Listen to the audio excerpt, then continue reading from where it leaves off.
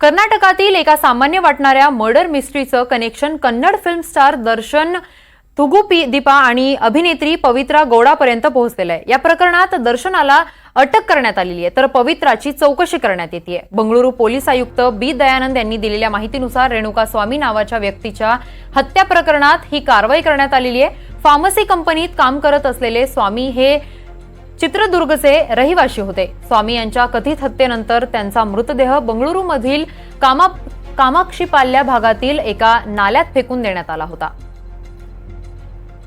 पत्नीला अश्लील मेसेज करणाऱ्याची निर्घुण हत्या करण्यात आली होती। तरुणाचा मृतदेह तुकडे करून नाल्यात फेकून देण्यात आला होता।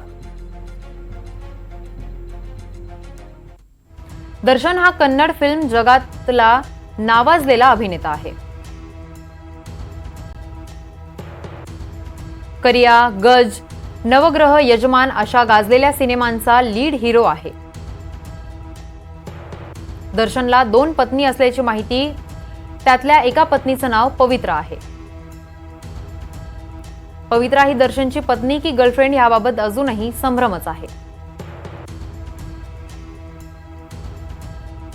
दर्शनचा एक चाहता रेणुकानं पवित्राला अश्लील मेसेज पाठवल्याचा आरोप करण्यात आला होता।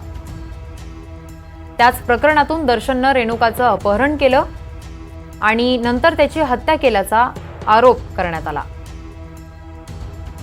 अभिनेता दर्शन सोबत त्याचे इतर 10 साथीदार तसेच पवित्रा गौडा ह्या गर्लफ्रेंडलाही अटक करण्यात आली।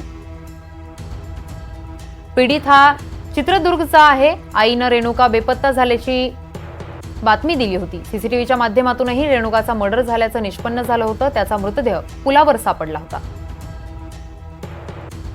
पीडित रेणुकाचं वय 33 वर्ष आहे। अलीकडेच लग्न झालं होतं।